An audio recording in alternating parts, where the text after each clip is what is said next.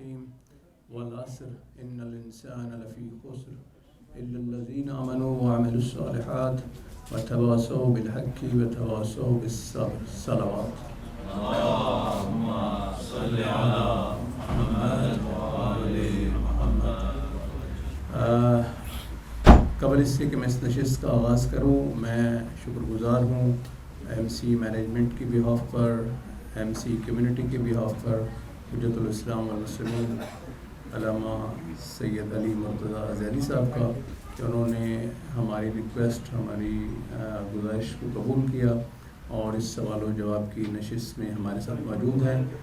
ہم نے آلریڈی آپ کو ایک ای میل ایڈریس پرووائڈ کیا تھا. It's bit late now but anyway اگر آپ چاہیں تو واٹس ایپ نمبر جو آپ کو پرووائڈ کیا گیا ہے 07846515140، اس کے اوپر آپ سوال اب بھی واٹس ایپ کر سکتے ہیں. اس کے علاوہ حال میں موجود برادران اور خواہران جو ہے وہ پین اور پیپر پرووائڈ کر دیا گیا ہے، وہ اپنے کویسچنز لکھ کر ہمیں دے سکتے ہیں اور انشاءاللہ وہ مولانا کی خدمت میں پیش کر دیے جائیں گے اور آپ کو وہ جواب مرحمت فرمائیں گے. اسی طرح میں بہنوں کی طرف گزارش کروں گا کہ جو ہماری خواتین ولیانٹرز ہیں وہ اگر پین اور پیپر وہاں پہ پرووائڈ کر دیں تو وہ جو سوالات تیار ہوں تو وہ سوالات آپ ہماری طرف بھجوا دیں تاکہ وہ مولانا کی خدمت میں پیش کی جا سکیں. بر محمد وعلی محمد صلوات.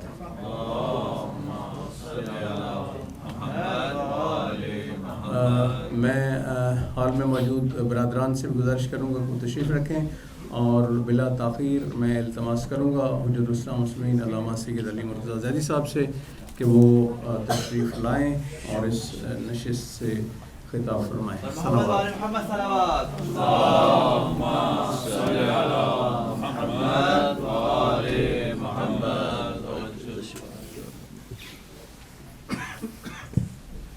جو کچھ سوالات لکھے ہوئے آ رہے ہیں یہ میں آپ کو ڈائریکٹ دے دیتا ہوں، جو میرے پاس آ رہے ہیں واٹس ایپ اور ای میل پہ وہ میں پڑھ کے سناؤں گا.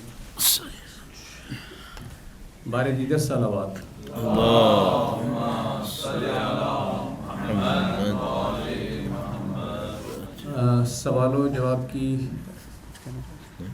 نشست کا آغاز کرنے سے میرے خیال میں پہلے میں فائدہ اٹھاتے ہوئے پہلا سوال میں ہی کر دیتا ہوں مولانا سے. باقی میرے پاس کچھ سوالات واٹس ایپ میں اور ای میل میں موجود ہیں، کچھ لکھ کر بھی آ گئے ہیں. پہلا سوال مولانا سے میرا یہ ہے کہ کب عشر محرم ہمارے پاس پڑھیں گے انشاءاللہ.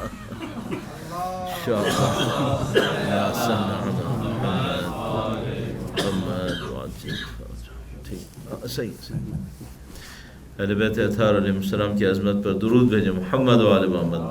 اللہم صلی علی محمد وآل محمد وعجل فرجہ. میں کوشش کروں گا کہ جتنے بھی سوال ہوں انشاءاللہ ان کا مختصر ترین جواب دیا جائے تاکہ ہم زیادہ سوالوں کو جواب دے سکیں، اور کرنے والوں سے بھی میری درخواست ہوگی کہ ٹو دا پوائنٹ رہیں انشاءاللہ. اب دیکھیے اس کی ایک مثال کہ میں کیسے مختصر ترین جواب دوں گا. ان کا جواب ہے انشاءاللہ. انشاءاللہ. حاضر ہو. ایک بار پھر درود بھیجے گا محمد و آل محمد. اللہم صلی علی محمد و آل محمد عاجل فرجہ. انہوں نے سوال کیا ہے کہ how can pray behind a non-Shia especially when concluding the prayer with non-Shia. یہی لکھا ہوا ہے.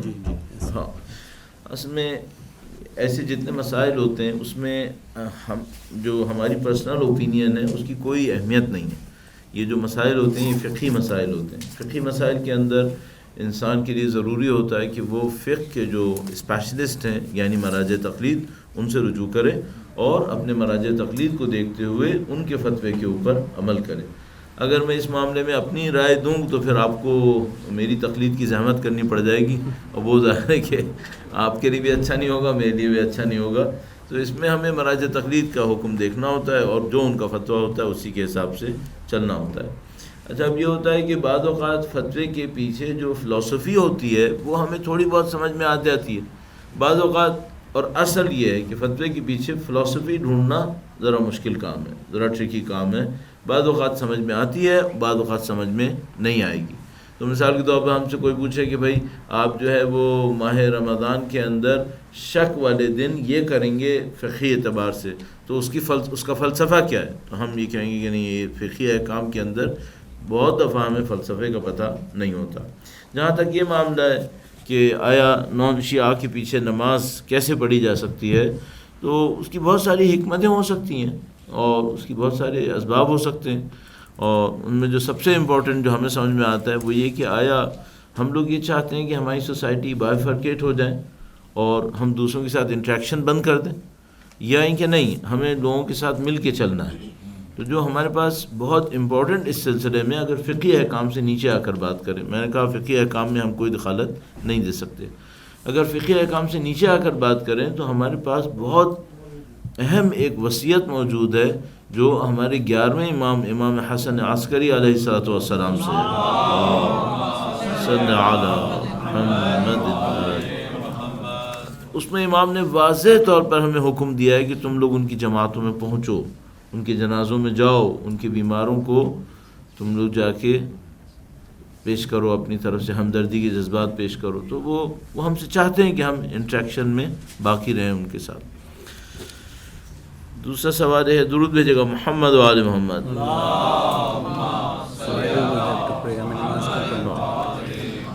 بہت اچھا ایک کویشچن ہے، بہت زبردست۔ Why do we have to pray? اصل ہمیں نماز کیوں پڑھنی چاہیے؟ بہت امپورٹنٹ سوال ہے۔ وہی کہ اب خدا متعال نے کسی چیز کو ہم پہ واجب کیا ہے، تو کیا ہم یہ کہہ سکتے ہیں کہ ہمارے پاس کوئی ریزن ہو کہ یہ خدا نے واجب کیا ہے؟ تو آف کورس اگر ہم خدا کے نظام کے اندر جا کر دیکھیں تو ایک بات ہمیشہ کے لیے ہم سوچ سکتے ہیں، اگر خدا نے کسی چیز کو واجب کیا ہے تو اس کا مطلب یہ ہے کہ اس کے پیچھے کوئی ایسی مصلحت ہے ہماری جس میں خدا جو ہمارا ہمدرد ہے نہیں چاہتا کہ ہم اس کو مصلحت کو مس کریں۔ بس اگر مصلحت، مثال کے طور پر کیا یہاں پر امام بارگاہ میں قالین بچھنا واجب ہے؟ نہیں۔ آپ چٹائی بچھا سکتے ہیں، کچھ بھی نہ بچھائیں، فرش رکھ دیں، یہ واجب نہیں ہے، صحیح ہے۔ نماز پڑھنا واجب ہے؟ ہاں واجب ہے۔ اس کا مطلب کیا ہے؟ قالین میں کوئی حکمت نہیں ہے ایسی کہ جس پہ خدا ہمیں فورس کرے، لیکن نماز کے پیچھے کوئی ایسی حکمت ہے جو خدا ہمیں کہہ رہا ہے فورس کروں گا کہ تم پڑھو، کیونکہ میں نہیں چاہتا تم اس حکمت کو مس کرو، اس کے اندر کوئی ایسی حکمت ہے۔ تو اب وہ حکمت کیا ہے؟ کیوں خدا متعال نے ایسے چاہا ہے؟ تو میں پھر کہوں گا ہم فلسفے میں نہیں جا سکتے، اس کے مین ریزن نہیں کہہ سکتے، لیکن جو ہم سمجھ پاتے ہیں، مثلا پوری دنیا اس وقت معتقد ہے، ہمیں سکھایا جاتا ہے، دنیا میں جہاں کہیں بھی جائیں بتایا جاتا ہے آرگنائز کرو اپنے آپ کو، لائف کے اندر آرگنائزیشن ہونی چاہیے۔ آپ صرف اتنا سوچ لیں کہ ایک آدمی اپنی لائف میں ٹائم بیس کچھ عبادتوں کو انجام دے رہا ہے، اس کی لائف زیادہ آرگنائز ہونے کا چانس ہے یا نہیں ہے؟ تو میں گارنٹی سے کہہ رہا ہوں کہ اگر کوئی انسان اپنی زندگی کے اندر اس طریقے سے پوائنٹرز بنا دے، یہ مجھے اس ٹائم پہ کرنا ہے، یہ مجھے اس ٹائم پہ کرنا ہے، یہ مجھے اس ٹائم پہ کرنا ہے، خود بخود اس کی باقی لائف منظم ہونا شروع ہو جاتی ہے، خود بخود منظم ہوتی ہے۔ تو ایک پوائنٹ تو یہی ہو گیا کہ بھئی منظم ہوگی۔ دوسری بات یہ کہ جو خدا متعال نے فرمایا ان الصلاۃ تنہی عن الفحشاء والمنکر، تو ہمارے ایک رومیٹ تھے، انہوں نے ایک دن مجھ سے کہا کہ یہ نماز جو فحشاء اور برائی سے روکتی ہے، اس کا میکینزم کیا ہے؟ تو میں نے کہا آپ بتائیے تاکہ میں بھی سیکھوں گا۔ تو انہوں نے کہا کہ اس طرح سے ہے کہ جب آپ کو خدا نے کہا ہے کہ بھائی آپ نماز پڑھیں، تو یہ بھی کہا ہے کہ آپ غصبی جگہ پہ نماز نہیں پڑھ سکتے، آپ کسی جگہ کو چھین کے نماز نہیں پڑھ سکتے۔ اب ذرا سوچیں، ایک آدمی نے دن میں کئی دفعہ نماز پڑھنی ہے اور اس کے اوپر واجب ہے کہ وہ جگہ اس نے چھینی ہوئی نہ ہو، تو اگر کوئی نماز ڈھنگ سے پڑھ لے تو یہ سمجھ دو سوسائٹی کا بہت بڑا ایک ڈس آرڈر سالو ہو گیا کہ قبضہ نہیں کر سکیں گے آپ، صحیح ہے۔ اب مثال کے طور پر آپ نے نماز پڑھنی ہے، تو نماز پڑھنے کے لیے آپ کا پاک صاف ہونا ضروری ہے۔ سوسائٹی میں کلینلینس کا پروموشن کتنا اچھا ہے اگر سب لوگ اس ایک حکم کے اوپر عمل کرنا شروع کر دیتے ہیں۔ تو بہت سارے فائدے ہیں جو نماز پڑھنے کے آتے ہیں، اور سب سے بڑا فائدہ یعنی سب سے اہم جو مجھے سمجھ میں آتا ہے وہ کیا ہے؟ اقم الصلاۃ لذکری، بار بار انسان کو یاد رہے کہ انسان بن کے رہنا ہے، اللہ کا بندہ بن کے رہنا ہے، جلاد بن کے نہیں رہنا ہے، ظالم بن کے نہیں رہنا ہے اور ایک دوسرے کے حقوق کھا کے نہیں رہنا ہے، انسان بن کے رہنا ہے، اللہ کی بندگی کرنی ہے. اور یہ اتنا بڑا پوائنٹر ہے کہ اس کے ذریعے نہیں معلوم سوسائٹی کے کتنے گناہ ختم ہو جائیں اگر ان نماز پڑھنے والوں کو یہ یاد رہے کہ ہمیں اللہ کا بندہ رہنا ہے. تو یہ وہ مین پوائنٹ سمجھ میں آتے ہیں جس کی وجہ سے خدا نے ہمارے اوپر یہ نماز واجب رکھی ہے. یہ لاسٹ پوائنٹ انگلش میں بھی ذرا ریپیٹ کرنا. ہاں، اب کیا ایسا ہو سکتا ہے کہ میں ہر سوال کو اس طرح کروں کہ میں اس کو کر لیتا ہوں. فجر میں بہت اچھا ہے. سوری، فجر کی نماز میں جو آپ نے دیا تھا درس وہ سارا ہاں وہ بھی اسی کے اوپر تقریباً. ہاں تو اس میں یہ تھا کہ just to give a brief answer on this, in this, why do we have to pray? I explained that there are many benefits. For example, it gives us an organization, it gives us punctuality, it gives us a command to have cleanliness in our life, it gives us a command to observe the right of others. For example, we can't just go and get something and pray on it. It's not allowed. You have to be the owner of the place or you have to get permission from someone. So there are many points which creates a balance in the society. The most important point behind prayer is to remember that we are servants of Allah subhanahu wa ta'ala. We have a task from Allah subhanahu wa ta'ala in this world and we have to oblige that.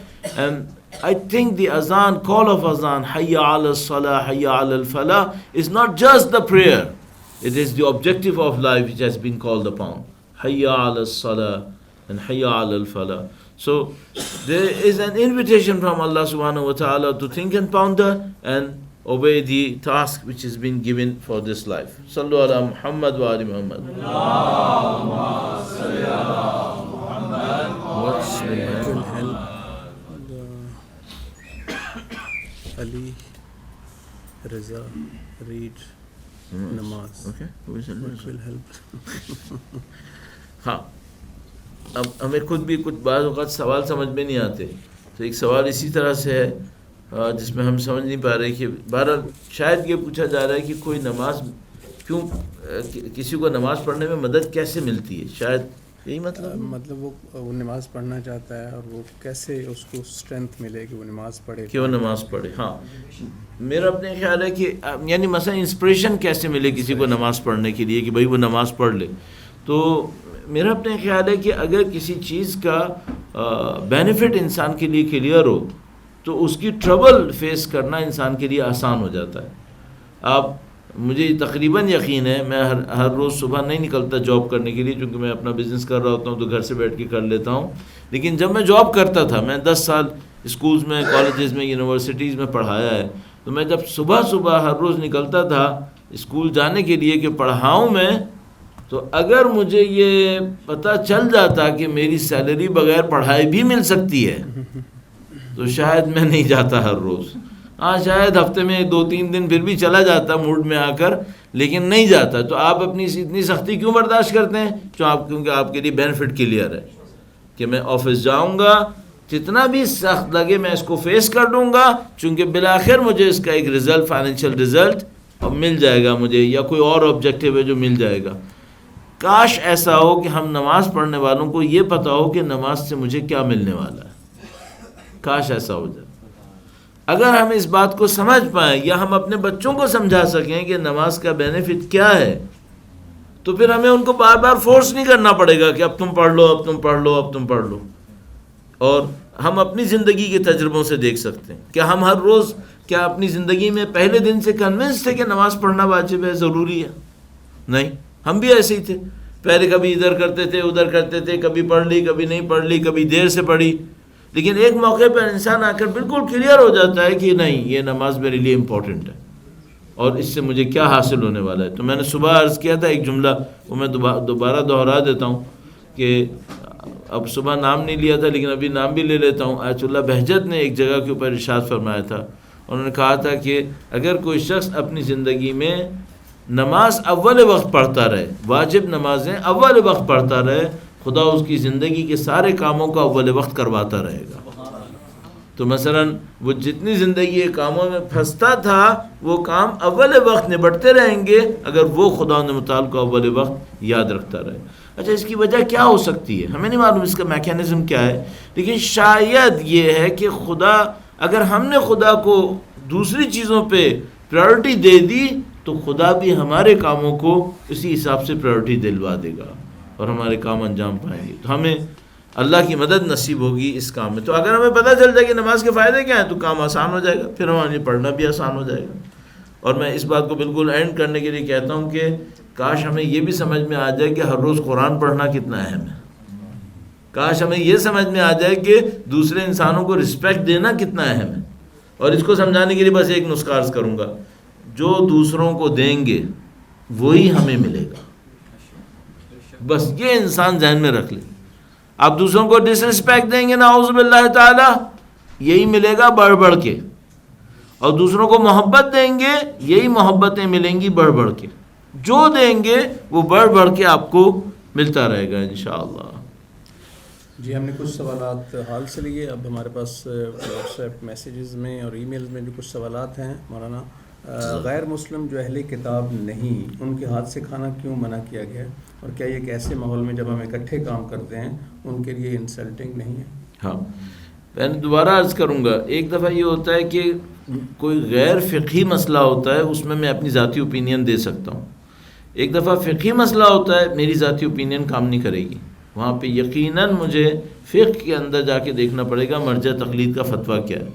تو اب جیسے مثال کے طور پہ انہوں نے کہا نان مسلم نان اہل کتاب، میرے خیال میں ہاں، تو اس کا جو ہمارے پاس فتویٰ ہے وہ یہ کہ یہ پاک نہیں ہے اور آپ کو اس کا خیال کرنا پڑے گا۔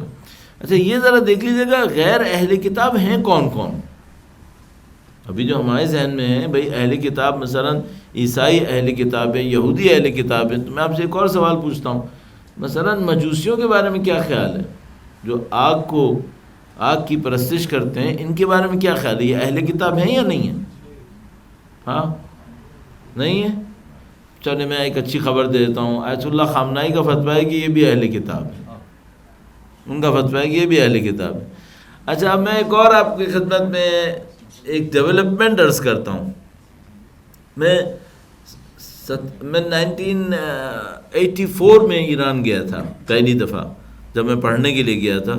اس وقت دو مراجع نظام سب سے اہم تھے، آیت اللہ خامنائی اور آیت اللہ خوئی۔ دونوں کا فتویٰ یہ تھا کہ اہل کتاب بھی نجس ہیں، دونوں کا فتویٰ یہ تھا، دونوں کا فتویٰ کنفرم۔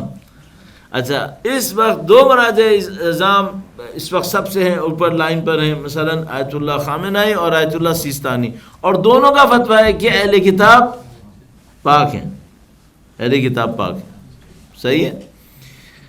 آیت اللہ طباطبائی جو مرجع تقلید نہیں تھے ہمارے اور آپ کے، لیکن آیت اللہ طباطبائی کا انفلوئنس حوزے کے اوپر بہت زیادہ تھا، اور ان کے کام جو مثلا تفسیر المیزان وغیرہ ہے وہ بہت زیادہ امپیکٹ رکھتی ہے سوسائٹی کے اوپر۔ آیت اللہ طباطبائی نے ایک کتاب تھی ان کی، اسلام میں قرآن، اس کا اردو ترجمہ بھی اسی نام سے ہوا، اسلام میں قرآن، قرآن در اسلام فارسی نام تھا۔ اس میں ایک جگہ پہ لکھا، اور میں اب آپ کی خدمت میں اس کو صرف ان سے کوٹ کر رہا ہوں، آپ مجھے نہیں پکڑیے گا، بعد میں ادھر جا کے دیکھ لیجیے گا۔ ہندوؤں کے بارے میں آپ کا کیا خیال ہے؟ ان کے پاس توحید ہے یا نہیں ہے؟ ہاں بھائی ہندوؤں کے پاس توحید ہے یا نہیں ہے؟ نہیں ہے، ظاہر ہے ہم لوگ ایسے ہی سمجھ رہے ہیں۔ آیت اللہ طباطبائی نے لکھا کہ غیر مسلمانوں میں جتنی اچھی توحید ہندوؤں کی کتابوں میں ہے اتنی کم کہیں اور ہے، صحیح ہے۔ اچھا ایسا کیوں ہوا ہمارے ساتھ؟ کیونکہ ہم ان کے سمبولزم کو ڈیکوڈ نہیں کر سکے، ہم ان کے سمبولزم کو نہیں سمجھ سکے۔ قرآن کریم نے جو کہا ہے نا کہ ہم نے آسان کر کے بھیجی ہے، قرآن کریم میں بھی سمبولزم ہے، لیکن سمبولزم کو ڈیکوڈ کرنا آسان ہے مختلف لیولز کے اوپر۔ بعض کتابوں کے اندر سمبولزم ہے لیکن اس کو ڈیکوڈ کرنا انتہائی سخت ہے، انتہائی سخت ہے۔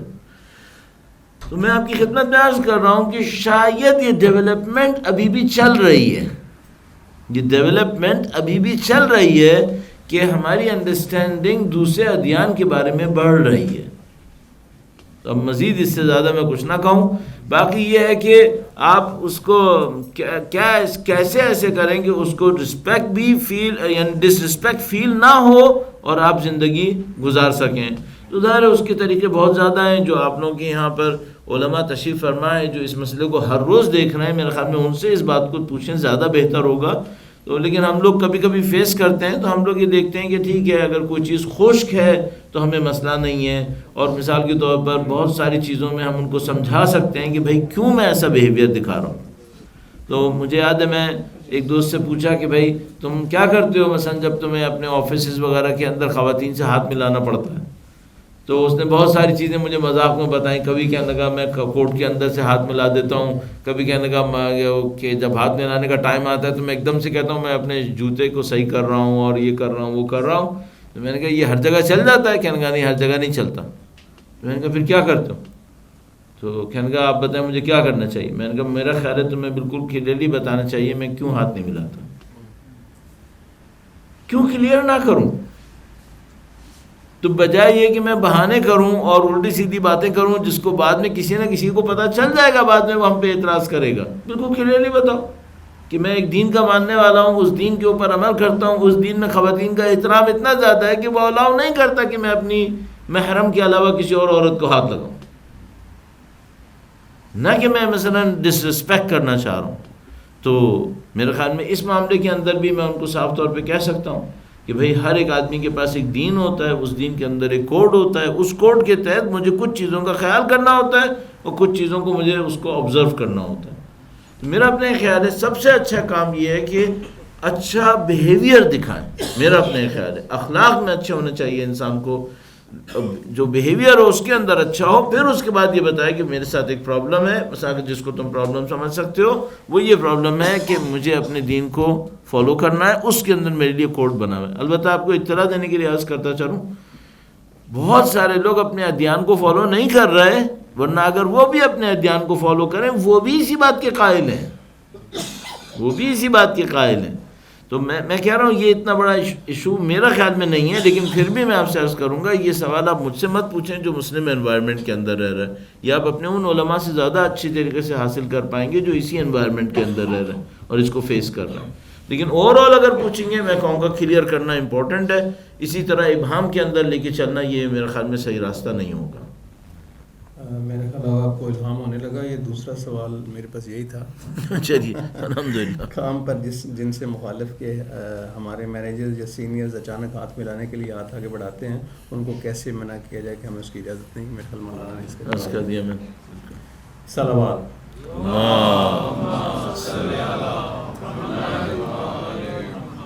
ایک شخص جس سے دنیا میں کوئی گناہ سرزد ہوتا ہے جیسے قتل وغیرہ، تو اگر اس دنیا میں اسے سزا مل جائے تو آخرت میں دوبارہ کیوں جہنم اور سزا ملے گی؟ میرا خیال ہے ایسا نہیں ہوگا. یعنی اگر کوئی شخص ایسا ہے جس کو دنیا میں کسی جرم کے اوپر سزا مل گئی ہے، میرا اپنے خیال ہے کہ اگر اس کو صحیح چینل کے تھرو سزا مل گئی ہے پھر دوبارہ اس کے اوپر، اور اس نے توبہ بھی کر لیو، پھر دوبارہ آخرت میں سزا نہیں ہے. اتفاقاً ہمارے پاس ایسے واقعات موجود ہیں جس میں کسی شخص نے کوئی گناہ کیا اور وہ مولا کے پاس آیا اور اس نے کہا کہ مولا آپ مجھ پہ حد جاری کریں تاکہ مجھے آخرت میں اس کو نہ دیکھنا پڑے. تو امام نے مختلف طریقوں سے چاہا کہ حد جاری نہ ہو اور وہ خدا کے سامنے توبہ کر لے. اس کا مطلب یہ کہ امام کہنا چاہتے ہیں ٹھیک ہے تم نے ایسا کوئی گناہ کیا جس میں حد جاری ہونی چاہیے، لیکن اگر تم خدا کے سامنے بیٹھ کر اپنی تنہائی میں توبہ کر لیتے تو خدا تمہیں آخرت میں بھی معاف کر دیتا. اب یہ جو قاتل کا معاملہ ہے اس میں ایک اور انسان کا حق انوالو ہے، تو اب مثال کے طور پہ اس میں کیا راستہ ہوگا؟ اس میں ایک راستہ یہ ہوگا کہ جو مقتول کے ورثہ ہیں وہ اس کو معاف کر دیں. دوسرا راستہ یہ ہوگا کہ نہیں مقتول کے ورثہ اپنا حق لیں اور کہیں ہم نے اس کو مثال کے طور پر اس کو بھی مروانا ہے. اگر یہ کام ہو گیا تو پھر اور اس نے توبہ بھی کر لیا اپنے غلط کام سے، پھر آخرت میں اس کے اوپر کچھ نہیں ہوگا، پھر آخرت میں محفوظ رہے گا. جزاک اللہ. اگلا سوال ہے ایک اسلامی آرگنائزیشن کے اندر ہیرارکی آف مینجمنٹ کی کیا اہمیت ہے؟ یعنی ادارے کی پالیسیز کے خلاف اپنی ذاتی خواہشات اور مفادات کے لیے غیر ضروری مخاصمت جو ادارے کے لیے نقصان دہ ہو اور ادارے کی پروگریشن کو روکنے کا باعث بنے، اس کے حوالے سے ائمہ کی سیرت اور علماء مراجع کی کیا رائے ہے؟ صحیح. اصل میں ادارے کے سوال بڑا لمبا ہے اور اس سوال کے پیچھے بہت کچھ ہو سکتا ہے، لیکن اس میں اوور آل میں آپ سے ایک بات عرض کرنا چاہوں گا. میں خود 2-3 کام کر رہا ہوتا ہوں اپنے پاکستانی سوسائٹی کے اندر، تو مجھے ایک بات سمجھ میں آتی ہے وہ یہ کہ میرا خیال ہے ایک کام یہ کرنا چاہیے کہ سوچیں ایک ادارے کو چلانے کے لیے اچھے لوگ کون سے ہوتے ہیں اور برے لوگ کون سے ہوتے ہیں. مثلا آپ لوگ اس کمیونٹی کے ممبر ہیں. اگر آپ کمیونٹی کے اچھے ممبر ہوں تو آپ کو کیسا ہونا چاہیے, اور کمیونٹی کے برے ممبر ہوں تو اسے کیسا ہونا چاہیے. تو آپ خود اپنے اندر سمجھ سکتے ہیں کہ یہ کام مجھے کرنا ہے یا نہیں کرنا ہے. میں ایک کمپنی اگر چلا رہا ہوں اور اس کمپنی کے اندر ایک ہائرارکی ہے, اور اگر میں لوگوں کو یہ الاؤ کر دوں کہ وہ ہائرارکی سے نکل کر اپنے طور پر خود فیصلے کرنا شروع کر دیں, وہ کمپنی چل پائے گی کیا؟ ختم ہو جائے گی. تو ہم پہلے دن سے جس کو بھی ہائر کر رہے ہوتے ہیں اس کو پہلے دن سے بتاتے ہیں کہ بھائی آپ کی جاب اسائنمنٹ یہ ہے, آپ کا جو پروٹوکول ہوگا وہ یہ پروٹوکول ہوگا, آپ یہاں سے آرڈر لیں گے اور یہاں پہ رپورٹ کر رہے ہوں گے. یہ ہم کیوں کر رہے ہوتے ہیں؟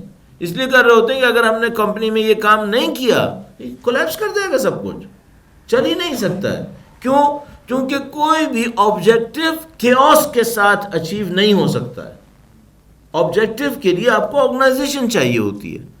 تو میرا اپنے خیال ہے کہ ایک اچھا کام ہوگا, میں اپنے تبریز صاحب سے بھی کہوں گا کہ ایک کوئی لیکچر اس بات پہ رکھوائیں کبھی کہ کمیونٹی کے جو ممبر یوزفل ممبر ہوتے ہیں ان کی کوالٹیز کیا ہوتی ہیں, اور جو کمیونٹی کے ممبر پرابلمیٹک ہوتے ہیں ان کی کوالٹیز کیا ہوتی ہیں.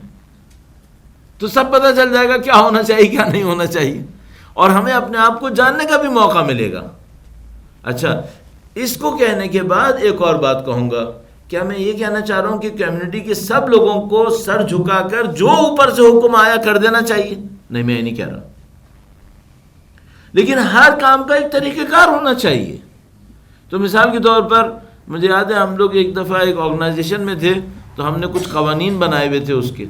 تو 5-6 لوگ تھے جو اصلی کام کرنے والے لوگ تھے, انہوں نے کچھ قوانین بنائے ہوئے تھے, اور بعد میں اور ممبرس بھی تھے, ان سب نے اس کو انڈورس کیا ہوا تھا. تو ہم یہ 5-6 لوگ کبھی بیٹھتے تھے تو کبھی بات آتی تھی کہ بھائی فلاں ممبر نے یہ کام کیا جو قانون کی خلاف ورزی ہے. تو اس میں ایک دوست تھے ہمارے, وہ ہم سے کہتے تھے قانون ہم نہیں بنایا نا, ٹھیک ہے, ہم نے خراب کر دیا. تو میں ہمیشہ کہتا تھا قانون ہم نے بنایا ہے, خلاف مت کرو, جاؤ قانون کا راستہ طے کر کے قانون کو تبدیل کرو, قانون توڑو نہیں. کیونکہ اگر ایک دفعہ قانون توڑنے کا راستہ کھول دیا اس کے بعد قانون کی کوئی حیثیت نہیں رہے گی, آرگنائزیشن ختم ہو جائے گی. تو مثلا اگر کوئی یہ کہے کہ مولانا ہم نے ایک قانون بنا دیا جو غلط قانون ہے, تو بھائی اس قانون کے اس ادارے کے کانسٹیٹیوشن میں قانون تبدیل کرنے کا بھی تو کوئی راستہ لکھا ہوگا, آپ اس راستے کو فالو کریں. اب میں 2-3 پوائنٹ آپ کی خدمت میں جلدی سے عرض کروں, مجلس کا بھی ٹائم ہو رہا ہے. جو مجھے سمجھ میں آیا وہ یہ کہ آپ کا قانون تمام تر باریکیوں کو ریفلیکٹ کرے. پہلی بات, کانسٹیٹیوشن بنائیں, سالڈ کانسٹیٹیوشن جس میں ساری اپنی ڈیٹیلز کو ریفلیکٹ کریں آپ. اس کے اندر یہ بھی لکھا ہو کہ قانون کو تبدیل کیسے کرنا ہے. صحیح ہے. دوسری بات, کسی کو اجازت نہ دیں کہ قانون توڑے, 1 انچ بھی اجازت مت دیں. ایک دفعہ آپ نے کسی کو یہ پریویلیج دے دیا کہ تم اپنی مرضی چلا سکتے ہو, قانون توڑ سکتے ہو, گئے آپ, معاملہ ختم ہو گیا. تیسری بات یہ عرض کروں گا کہ کوئی بھی شخص یہ کہے مجھے کوئی طاقت دو جو قانون سے بڑھ کر ہو, ہرگز مت کیجیے گا, ہرگز نہیں کرنا ہے. جو طاقت دیں اتنی دیں جو قانون کے تحت دی جا سکتی ہے. کیونکہ جیسے آپ نے ایک کام کیا کہ قانون کے علاوہ ہٹ کے کسی کو طاقت دے دی, اس کا مطلب کیا ہے؟ اس کا مطلب یہ آپ نے اختیار دے دیا اور اکاؤنٹیبلٹی نہیں ہے ادھر, پھر آپ مارے جائیں گے. تو جو مجھے اپنے تجربے سے سمجھ میں آیا وہ یہ کہ کانسٹیٹیوشن اپ ٹو ڈیٹیلز ہونا چاہیے. کانسٹیٹیوشن کو انچ بائی انچ, اور اگر کوئی سینٹی میٹر بھی آپ کہنا چاہیں تو وہ فالو کریں آپ اس کو. اور تیسری بات یہ کہ کسی کو بیانڈ کانسٹیٹیوشن کوئی حق نہیں ملنا چاہیے, کانسٹیٹیوشن کے اندر رہتے ہوئے حق ملنا چاہیے. اگر اس سے بڑھ کے حق مانگے اس کا مطلب یہ اکاؤنٹیبلٹی کے بغیر آپ نے کسی کو رائٹ دے دیا, اور یہ آپ کے لیے مشکل بن جائے گی. آخری بات, قانون کے تحت جس بنانے کا اختیار جس کے پاس بھی ہو, یہ میں بہت عجیب بات کہہ رہا ہوں, اور یہ میرے پتہ نہیں کتنے سالوں کے تجربے ہیں جو میں آپ کی خدمت میں عرض کر رہا ہوں. جلدی سے عرض کرتا ہوں. ایک دفعہ میں ایک ادارے میں تھا, وہاں پر قانون سازی ہوتی تھی, بڑے کریٹیکل ڈیسیشنز ہوتے تھے, کئی پروجیکٹس اس ادارے کے تحت چل رہے تھے. ایک دفعہ اس ادارے کے اندر کوئی ایسا کوشچن آیا جس پہ سارا بورڈ ڈیوائڈ ہو گیا، اور ہم نے کہا کہ نہیں، اب ایسا ہے کہ اب ہمیں کریٹیکل ڈیسیشن لینا ہے اور ہر ممبر نے اپنی رائے ضرور دینی ہے. تو ہم نے ایک ممبر سے کہا بھائی آپ بھی اپنی رائے دیں. انہوں نے کہا میں رائے نہیں دے سکتا. ہم نے ان سے کہا نہیں، یہ نہیں ہو سکتا. اب اگر آپ ممبر ہیں آپ کو رائے دینی پڑے گی، آپ اپنی رائے دیں. تو انہوں نے کہا اب 5 سال سے زیادہ ہو گئے تھے اس ادارے کو چلتے ہوئے، 5 سال سے زیادہ. انہوں نے کہا کہ میں آپ کو آج بتا رہا ہوں 5 سال کے بعد کہ جو کچھ آپ لوگ فیصلے کرتے ہیں مجھے اس کا کچھ نہیں پتا یہ کیا ہے. تو مجھے یاد ہے میں نے کہا یہ کیسے ہو سکتا ہے؟ آپ 5 سال سے یہاں بیٹھے ہیں، ووٹنگ میں شرکت کر رہے ہیں، اور آپ 5 سال کے بعد مجھے کہہ رہے ہیں کہ مجھے پتہ ہی نہیں کہ جو آپ کر رہے ہیں کیا ہے. تو ایسا کیوں ہے؟ کہنے کہ اس کی وجہ یہ کہ آپ لوگ جتنی رپورٹ بناتے ہیں وہ انگلش میں، مجھے انگلش نہیں آتی. تو میں نے ان سے کہا کہ پھر 5 سال آپ نے رائے کیسے دیے؟ اب یہ جو غلطی ہوئی وہ کیا ہوئی؟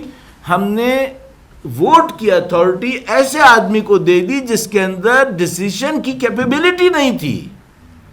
اب اس کے بعد کیا ہوتا ہے؟ اس کے بعد آتی ہے لابنگ. یہ چونکہ خود ووٹ نہیں ڈال سکتا تو یہ کیا کرے گا؟ یہ کسی کو دیکھے گا کہ اس کا ہاتھ کہاں گھوم رہا ہے. یہ ادارے تباہ ہوتے ہیں پھر اس طرح. تو یہ وہ جو تجربہ ہے میں آپ کی خدمت میں عرض کر رہا ہوں، آپ اس کو سنبھال کے رکھیں. یہ سوال اتنا نہیں گہرائی میں جانے کا تھا، لیکن میں نے موقع فائدہ اٹھا کے آپ کو اتنی گہرائی میں عرض کر دیا کہ سر یہ پرابلمز آ رہی ہیں، آئیں گی، اور ہر ایک کی ضروری ہے کہ وہ کانسٹیٹیوشن کو فالو کرے. آؤٹ آف دا کانسٹیٹیوشن نہیں، 1 انچ کسی کو نہیں جانے دیجیے گا، ورنہ مسئلہ ہے پھر آپ کے لیے. جزاک اللہ. جتنی خوبصورتی سے مولانا نے جواب دیا، انشاءاللہ نیکسٹ ٹائم جب آپ آئیں گے تو آپ سے یہ لیکچر جو ہے جو آپ کہہ رہے ہیں انشاءاللہ اللہ کرنے والا. جزاک اللہ. مزید میں ولیئنٹس سے کہوں گا کہ سوالات نہ لیں، ہمارے پاس کافی، ہم 15 منٹ مزید سوال و جواب کی نشست کو جاری رکھیں گے، اس کے بعد انشاءاللہ مجلس کی طرف جائیں گے. اگر نماز میں تسبیحات اربع کے بعد استغفر اللہ ربی و اتوب الیہ پڑھنا ٹھیک ہے؟ بلی کے بال نماز پڑھنے کے بعد کپڑوں پر نظر آ جائیں تو کیا نماز باطل ہے؟ صحیح. ہمارے مولانا صادق حسن بہت مشہور ہیں سوال جواب کرنے کے لیے نا. تو وہ دبئی میں آتے تھے، میں نام بھی لے لیتا ہوں، وہ دبئی میں آتے تھے، وہ ہر سال آتے تھے اور وہاں پہ وہ سوال جواب کرتے تھے. تو وہ یہ سلسلہ کوئی میرا خیال میں 10-15 سال تو زیادہ 20-22 سال تو مجھے یاد ہے کہ چلا تھا. میں بھی کبھی کبھی جاتا تھا وہاں پہ دبئی میں، تو مجھے پتا تھا کہ مولانا آتے ہیں ہر سال. تو وہ بعد میں بیچارے اتنے تنگ آ گئے تھے کہ وہ جیسے ہی کیو اینڈ اے شروع کرتے تھے وہ کہتے تھے کچھ سوال 20 سال سے ہر سال ہو رہے ہیں، وہ میں پہلے ہی بتا دیتا ہوں. ان میں سے ایک یہ ہے کہ قالین نجس ہو جائے تو پاک کیسے ہوگا، اور ان میں سے دوسرا یہ ہے کہ KFC کا کھانا کھانا حلال ہے یا نہیں ہے. بھائی جس کام کے لیے توضیح المسائل لکھی گئی ہے وہ آپ ہم سے کیوں پوچھ رہے ہیں؟ کچھ چیزیں توضیح المسائل میں لکھی ہوئی ہیں، علماء نے اس کو لکھا ہی اس لیے ہے کہ جو عام افراد اپنی زندگی میں دین کے مسائل کو جھیلیں وہ جا کے اس کتاب میں پڑھ لیں. اس کتاب میں یہ مسائل لکھے ہوئے ہیں، تو اب آپ دوبارہ آ کر اس کو پبلک میں نہ پوچھیں. اور دوسری بات یہ دیکھیے، ہم آپ کے پاس آئیں 5 دن کے لیے، آپ ہم سے وہ پوچھ رہے ہیں جو آپ کو صبح کو مولانا کو اپنے ریزیڈنٹ عالم سے پوچھ لینا چاہیے تھا. آپ نے میرے جیسے کا 1 سال انتظار کیوں کیا بلی کا بال پوچھنے کے لیے؟ تو میں بغیر کسی، یعنی میں کسی کی انسلٹ ظاہر نہیں کرنا چاہ رہا، میں اتنی غلطی نہیں کروں گا. میں صرف یہ کہنا چاہ رہا ہوں دیکھیے آپ کے پاس عالم موجود ہیں اس علاقے کے اندر، لندن کے اندر بہت عالم موجود ہیں، آپ کے اپنے مرکز کے اندر، سینٹر کے اندر موجود ہیں. تو پلیز اس ٹائپ کے احکام کو آپ اپنے علماء سے سوال فرمائیے اور وہ آپ کو گائیڈ کر سکتے ہیں. اگر آپ توضیح المسائل میں نہیں بھی دیکھ پا رہے تو وہ آپ کو گائیڈ کر سکتے ہیں، تو ان چیزوں میں ان سے مدد لیجیے ضرور. اگلا سوال ہے، جاب پر نامحرم سے ہنس کر اخلاق سے بات کرنا مجبوری ہوتی ہے، وہ ٹھیک ہے؟ ہنسنے کے بعد کچھ نہ ہو تو صحیح ہے، ہنسنے تک تو چل جائے گا. اور اصل میں یہ اس کو میں اگر اس کا جواب دینے کی کوشش کروں، اصل پرابلم یہ ہے کہ ہم سب انسان ہونے کے ناطے بہرحال شیطان کی زد میں ہیں، صحیح ہے. اور شیطان کے لیے مولا کا ایک فرمان ہے، فرمایا کہ شیطان کے لیے بہت اچھا حربہ آنکھوں کو استعمال کرنا ہے. آنکھیں، اور وہ شیطان کے تیروں میں سے ایک تیر ہے، اور یہ اور وہ ہے. اور اسی طریقے سے نامحرم کے بارے میں کہا کہ اگر آپ ایک کمرے کے اندر ایک نامحرم کے ساتھ بیٹھے ہیں تو پھر اس کا مطلب ہے شیطان کے لیے گراؤنڈ کھل گیا ہے. وہ موقع سے فائدہ اٹھائے گا. ٹھیک ہے. تو کسی کے ساتھ خوش اخلاقی سے پیش آنا وہ چل جائے گا، لیکن ایسا نہ ہو کہ یہ بعد میں کسی اور اٹیچمنٹ کا سبب بن رہی ہو. یعنی ہمارے پاس یہاں تک موجود ہے کہ ایک راوی امام کی خدمت میں تشریف لاتے ہیں اور امام اپنی ناراضگی کا اظہار کرتے ہیں، تو وہ پوچھتے ہیں کہ مولا آپ کیوں مجھ سے ناراض ہیں؟ کہا تم نامحرم خواتین کے ساتھ بیٹھ کے ہنسی مذاق کرتے ہو، کیوں کرتے ہو ایسا؟ مسکرا کے دیکھنے مسئلہ نہیں ہے، لیکن اب آپ غیر ضروری ہنسی مذاق میں لگے ہوئے ہیں، اس کا مطلب یہ کہ آپ آہستہ آہستہ سلپ ہونے کی طرف جائیں گے. صحیح؟ تو یہ مت کریں. ایک روٹین میں رکھیے، ایک بیلنس روٹین میں رکھیے. آپ کی لائف ہے، آپ کی فیملی ہے، آپ کی زندگی ہے، اس کو خراب نہ کریں اور اٹیچمنٹس کریٹ نہ کریں، آرٹیفیشل اٹیچمنٹس جو بعد میں خدا نہ کرے کسی گناہ کا سبب بنے. خوش اخلاقی میں کوئی برائی نہیں ہے، وہ صحیح ہے. کوئکلی اگلا ہے، قرآن ایپ سے فون پر قرآن چلتے پھرتے کہیں بھی پڑھ سکتے ہیں؟ ہمارے پاس ایک روایت موجود ہے جو اس ٹائپ کی ہے کہ جس میں حضرت موسیٰ علیہ السلام نے خداوند متعال سے کہا کہ خدایا میں تیرا بعض ایسی جگہوں پہ ذکر کرنا چاہتا ہوں جو محفل اتنی اچھی نہیں ہے، تو کروں یا نہیں کروں؟ تو اس روایت میں ہے کہ خدا نے کہا ہر صورت میں میرا ذکر کرو، ہر صورت میں کرو. تو اگر ایسا ہے کہ مثال کے طور پر چلتے پھرتے میں قرآن کریم سننا چاہتا ہوں یا پڑھنا چاہتا ہوں اور اس میں ایسی کوئی اس کے علاوہ کوئی بے احترامی نہیں ہے، ہاں پھر کر سکتے ہیں، کرنا چاہیے، اچھی بات ہے. اگر سوال ہے، how do we ensure good تربیہ of kids in the western society when kids do not listen to parents as much as they should? For example they feel burden to even go to مجلس sometimes. My personal question would sometimes یا ہمیشہ would be how to raise a strong family in the West. ہاں، میں بجائے detail میں جانے کے بجائے یعنی اس کے کوئی اور مقدمہ کرنے کے بالکل ٹو دا پوائنٹ جسے کہتے ہیں ڈائریکٹلی بولنا چاہ رہا ہوں. سب سے امپورٹنٹ چیز میرے نزدیک کیا ہے؟ دو بات. نمبر ایک، آپ کا کیا اور آپ کا کہا الگ الگ نہ ہو. پہلی بات، سب سے پہلی بات. آپ بچوں سے کہہ رہے ہیں بیٹا علم حاصل کرو، اس میں بڑی فضیلت ہے. آخری دفعہ خود کب علم حاصل کیا تھا؟ ساری زندگی پیسے کے پیچھے بھاگتے رہے ہو اور اب اپنی اولاد سے کہہ رہے ہو تم عالم بن جاؤ. انہوں نے ہماری زندگی میں علم کی اہمیت کب دیکھی تھی جو وہ علم کو اہمیت دیں؟ ہم کہتے ہیں ہر ایک سے خوش ہو کے بات کرو، ہر ایک سے اچھی طریقے سے بات کرو، خود اپنے خاندانی جھگڑوں میں گردن تک پھنسے ہوئے، تو وہ کہاں سے ہم سے خوش اخلاقی سیکھے گا؟ تو پہلی بات، اگر آپ کو اچھی تربیت کرنی ہے، مجھے اچھی تربیت کرنی ہے، میرے بچے میرے قول میرے فعل میں تضاد نہ دیکھیں، ان کو ایک چیز نظر آئے. پہلی بات.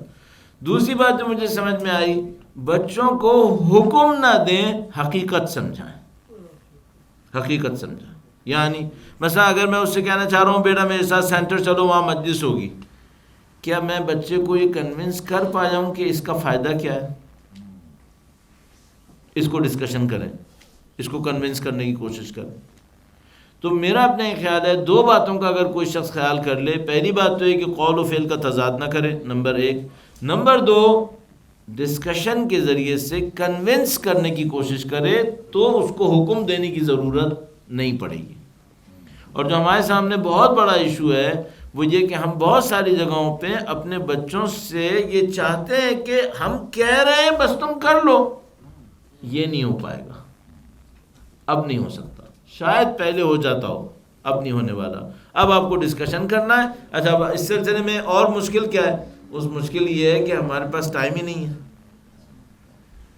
آپ کو ٹائم دینا پڑے گا اور بچوں کے الٹے سیدھے سوال بھی جھیلنے پڑیں گے، ان کی کچھ اور حرکتیں بھی جھیلنی پڑیں گی، سب کچھ کرنا پڑے گا، لیکن ڈسکشن کا چیپٹر کھلا رکھنا پڑے گا تاکہ وہ اس کے اوپر کنونس ہو سکیں. درود بھیجے گا محمد و آل محمد.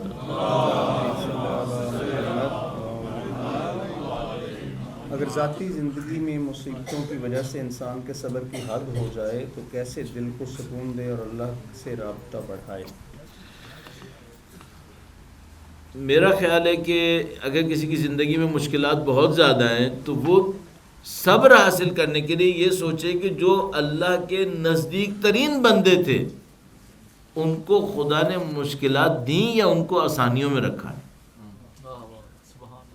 ہاں تو مثال کے طور پر میں کہیں پہ عرض کر رہا تھا کہ میں ہر روز اللہ کے نبی کے اوپر درود بھیجتا ہوں، اور صبح کو کوشش کرتا ہوں 140 مرتبہ اللہ کے نبی اور ان کی آل پہ درود بھیجوں، اور اس درود کو بھیجتے وقت پہلے 4-5 درود میں اللہ کے نبی کی یتیمی کو یاد کرتا ہوں. اللہ کے نبی یتیم تھے. پھر میں یہ یاد کرتا ہوں کہ اللہ کے نبی نے اپنے بچوں کی موت کا صدمہ اٹھایا ہے. اللہ کے نبی نے ذرا کوئی حساب لگائے کہ جن بیوی عظیم الشان بیوی کے غم میں آج میں اور آپ بیٹھے ہیں، ان کی زندگی میں غم کتنا تھا، مشکلات کتنی تھی. تو اپنی مشکل کیسی لگے گی پھر؟ کچھ بھی نہیں ہے. ہم لوگ کربلا کے ماننے والے ہیں. کون سا ہماری زندگی میں مرحلہ مشکل کا تھا جو اہل بیت اطہار کی زندگی سے نعوذ باللہ تعالی زیادہ مشکل میں آ گیا؟ اور وہ خدا کے جتنے قریب تھے ہم سب کو معلوم ہے.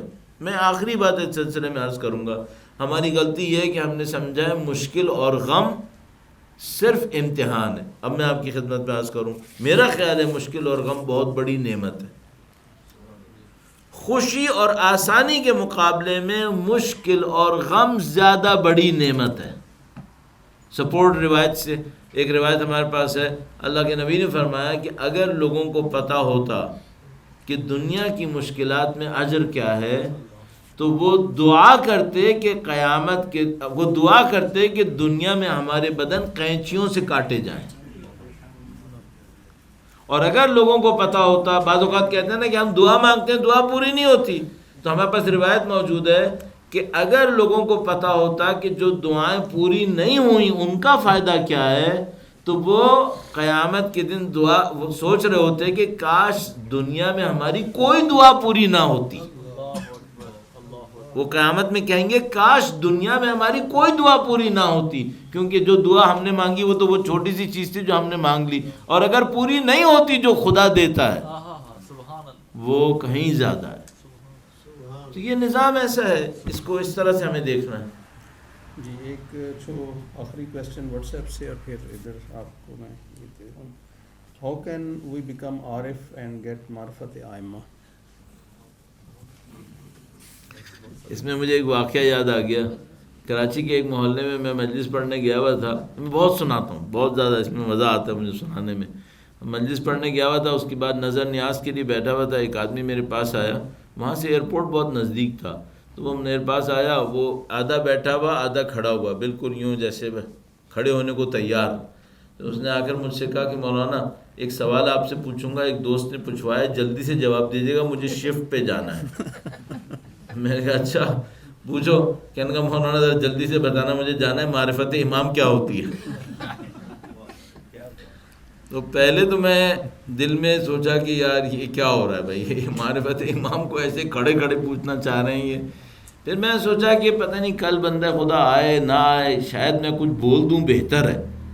یہی سب مائکرو سیکنڈ میں سب انسان کی پروسیسنگ ہو رہی ہوتی ہے. تو اچانک میرے ذہن میں ایک جملہ آیا، میں نے کہا یہ میں بول دیتا ہوں. میں نے بول دیا، رسک لیا، غلط بھی ہو سکتا تھا.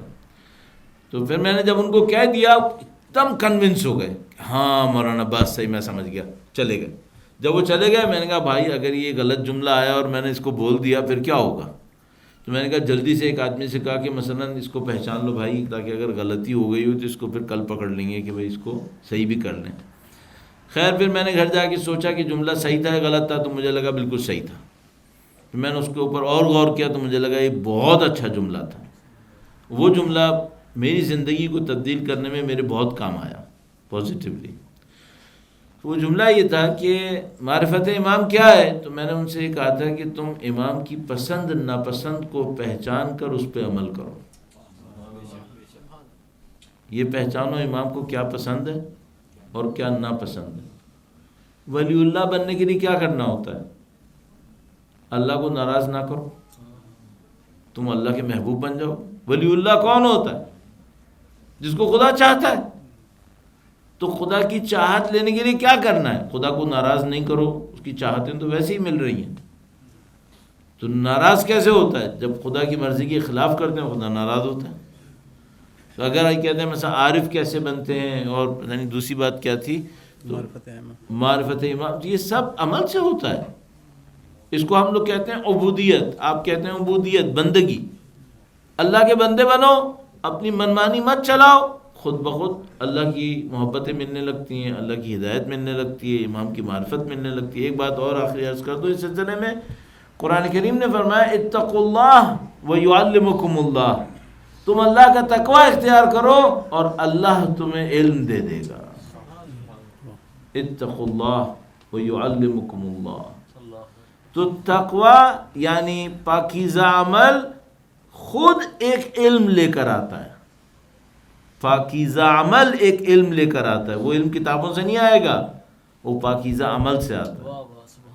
تو اگر کوئی شخص پاکیزہ عمل انجام دیتا رہے، اس کا علم خود بخود بڑھتا ہے. اور اس علم نے دو خوبیاں ہوتی ہیں، نہ اس میں غلطی کی گنجائش ہوتی ہے، نہ اس میں بے عملی آتی ہے. کتابوں سے جو ہم علم پڑھتے ہیں اس میں بے عملی آ سکتی ہے، لیکن جو تقوی اور پرہیزگاری کے نتیجے میں علم ملتا ہے، نہ اس میں غلطی کی گنجائش بنتی ہے اور نہ اس میں بے عملی کا خطرہ ہوتا ہے، اس میں عمل ساتھ چلتا رہتا ہے. اگر ہماری بھی شفٹ کا آغاز ہونے والا ہے مجلس کا، اس سے قبل جتنے سوالات آپ یہ ہیں کچھ جواب دے سکیں انشاءاللہ، پھر مجلس سے اللہ کا آغاز. درود بھیجے گا محمد و آل محمد. کیا لکھا کیا لکھا؟ Would Mustafa be an imam when he was born? Mustafa means کیا مطلب؟ آپ دیکھ لیں اس کا مطلب کیا میں کہتا ہوں. درود بھیجے گا محمد و آل محمد. آل محمد. لکھا ہے کیا میں مسلمان اور مومن ہوں چونکہ میں خدا کو مانتا ہوں لیکن خدا کی کوئی بات نہیں مانتا. آل محمد کو جانتا ہوں سلام اللہ علیہم، لیکن اپنی مرضی کرتا ہوں. ان کا غم میرا غم مختلف ہے. اگر ایسا ہو تو یہ آدمی مسلمان تو ہو سکتا ہے، مومن نہیں ہو سکتا. جو مشہور قول جو ایک دفعہ ایک واقعے میں بیان کرتے ہیں، وہ میرے خیال میں اشفاق احمد صاحب نے بیان کیا تھا اپنے، کہ وہ کسی نے کہا کہ بھئی مومن اور مسلمان کا فرق کیا ہوتا ہے، تو انہوں نے کہا کہ مسلمان خدا کو مانتا ہے، مومن خدا کی مانتا ہے. تو اگر انہوں نے جیسے لکھا ہے وہ ہو تو وہ مسلمان ہوگا لیکن مومن نہیں ہوگا. مومن وہ ہوتا ہے جو خدا کی مانتا ہے. ٹھیک ہے. اور خدا متعال نے کہا ہوا ہے کہ آ کر آپ سے کہتے ہیں اے اللہ کے نبی کہ ہم ایمان لائے. آپ کہیں کہ قولوا اسلمنا، تم لوگ یہ کہو کہ تم مسلمان ہوئے ہو، ولما يدخل الایمان فی قلوبکم، ابھی ایمان تمہارے دلوں میں داخل نہیں ہوا ہے. ایمان بہت بڑا درجہ ہے.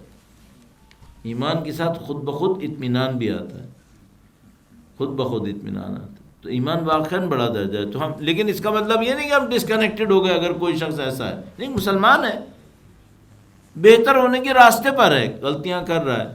اور یہ جو لکھا ہے نا کہ میں خدا کو مانتا ہوں لیکن خدا کی کوئی بات نہیں مانتا، تو یہ جو کوئی بات نہیں مانتا یہ تھوڑی جنرلائزیشن ہے. یہ کیا ہے، خدا کی بعض باتیں نہیں مانتا، بعض مانتا ہوں بعض نہیں مانتا. کیونکہ ایسا نہیں ہوتا کہ ہم کوئی بات نہیں مانتے ہیں، کچھ مانتے ہیں کچھ نہیں مانتے. تو اتنا خراب بھی نہ کریں کہ اس کو کہ بالکل ہی بگڑ جائے.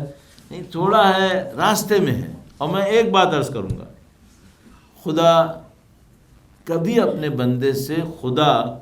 بندے سے نا امید نہیں ہوتا. ہم بھی لوگوں کو نا امید نہ کریں. خدا نا امید نہیں ہوتا، وہ ہمیشہ کہتا ہے لا تقنطوا من رحمت اللہ، اے میرے بندے، اے میرے گناہ گار بندے، میری رحمت سے کبھی نا امید نہ ہونا. تو میں کیوں لوگوں کو نا امید کروں بھائی؟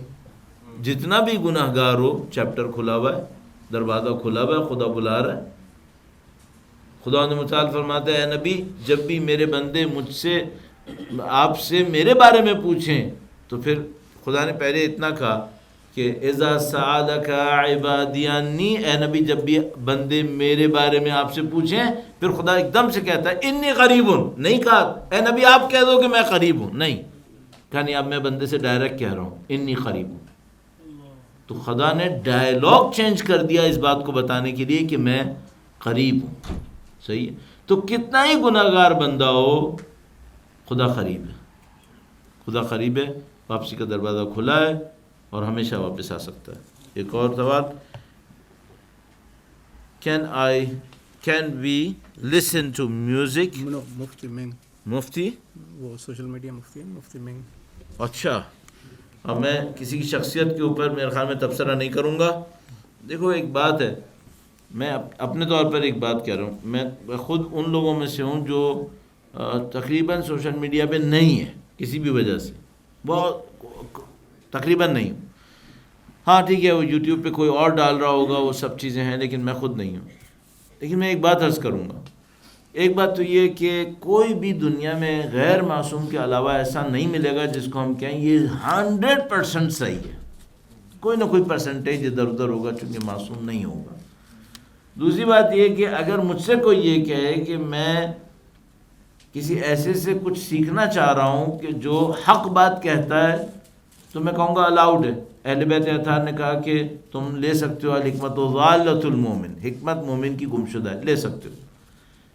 لیکن یہاں پہ ایک خطرہ ہے، کیا تم اس قابل ہو کہ یہ ڈسٹنگوش کر سکو کہ اس نے کتنا حق بولا کتنا باطل بولا؟ کیا یہ طاقت ہے تمہارے ہاتھ میں؟ ہمارے پاس بہت بڑے بڑے نام آئے، لوگ ان کے پیچھے بھی گئے، غیر میں سے کہہ رہا ہوں. بعد میں انہوں نے ایسی قلع بازیاں کھائیں کہ آج تک لوگ پریشان ہیں یہ ہوا کیا ہمارے ساتھ.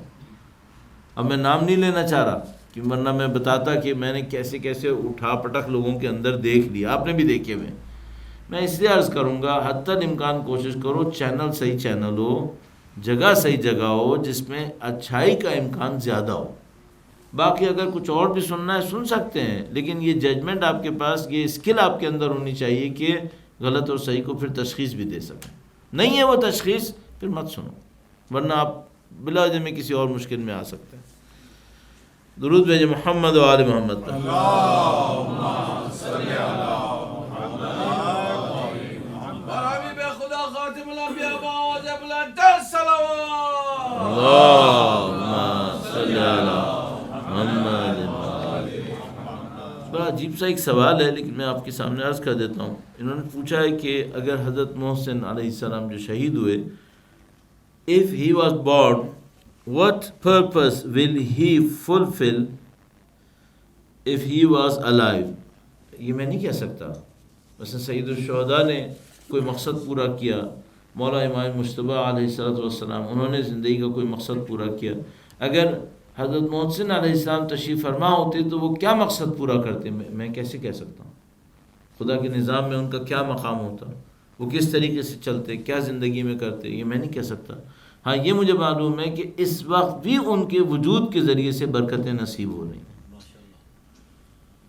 کم سے کم چیز جو ہمیں سمجھ میں آ رہی ہے وہ اہل بیت کی مظلومیت ہے. کم سے کم چیز جو ہمیں سمجھ میں آ رہی ہے.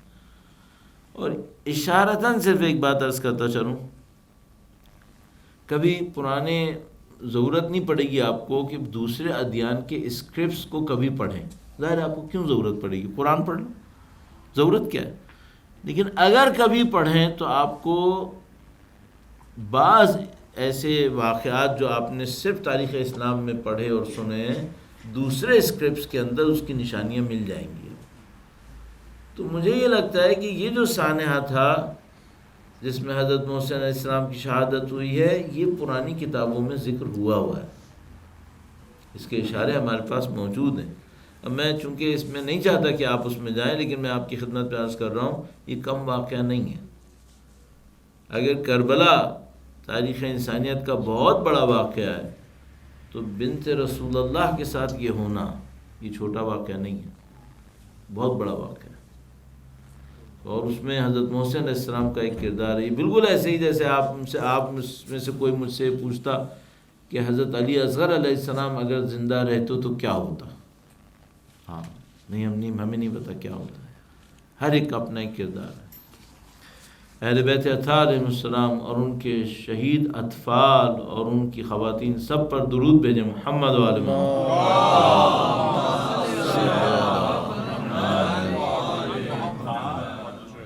انہوں نے لکھا ہے کہ بی بی کی جو قبر مطہر ہے وہ کیوں مخفی ہے. ہمارے پاس ایک روایت موجود ہے کہ جس میں کسی نے پوچھا امام سے کہ مولا ہم آپ کی حقانیت پر کہ حق آپ کا تھا رسول اللہ کے بعد دلیل قائم کرنا چاہیں تو کس سے قائم کریں. فرمایا قبر سیدہ طاہرہ سلام اللہ علیہ سے، ان کے جنازے سے، کہ کیوں رسول اللہ کی صاحبزادی کا جنازہ شب میں اٹھ رہا ہے، کیوں ایسا ہوا، اس سے کیوں ایسا ہوا کہ ان کی قبر کو مخفیانہ رکھا گیا، کہا اس سے دلیل نکالو۔ تو دلیل کیسے نکلے؟ دلیل ایسے نکلے کہ اگر سب رسول اللہ کے راستے پر ہی تھے تو کیا ضرورت پیش آئی کہ ان کے گھر پہ حملہ ہو، کیا ضرورت پیش آئی کہ ان کی قبر مخفی ہو، کیا ضرورت پیش آئی کہ رات کو جنازہ اٹھے؟ دلیل ہے اس کے اندر، وجہ یہ ہمیں یہ سمجھ میں آتا۔ درود بھیجے گا محمد و آل محمد۔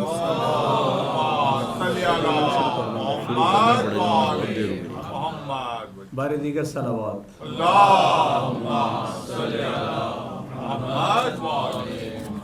ایک دفعہ پھر میں انتہائی شکر گزار ہوں، اگر ابھی مزید کچھ سوالات آئے ہیں واٹس ایپ پہ یا ای میل پہ تو ہم معذرت چاہتے ہیں، وقت بہت ہو چکا۔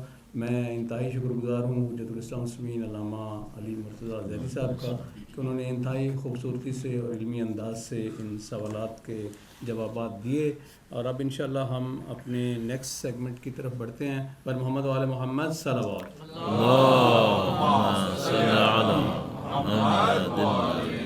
اس سے قبل ایک ضروری اعلان، جیسے ایام فاطمیہ کے حوالے سے آپ جانتے ہیں کہ بی بی کی شہادت کے عنوان سے 2 مختلف روایات ہیں، اور بزرگان نے کہا ہے کہ ان روایات کے درمیان جتنا وقت ہے اس میں آپ مجالس بی بی زہرا سلام اللہ علیہا منعقد کریں۔ تو علماء کی اویلیبلٹی کو دیکھتے ہوئے ابھی ہم نے 5 مجالس جیسے اردو کی ہیں، انشاءاللہ اسی انداز سے ذیشان جوادی صاحب کے پوتے ہمارے پاس آ رہے ہیں، ان کی انشاءاللہ 3 مجالس انگلش میں جو ہے وہ 7، 8، 9 دسمبر کو یہیں پہ ایم سی کے اندر منعقد کی جائیں گی۔ صلوات پر محمد و آل محمد۔ اللہم صلی علی محمد۔ نعرہ تکبیر، نعرہ رسالت، نعرہ حیدری، حیدری، برائے خوشنودی جناب زہرا بلند تر صلوات۔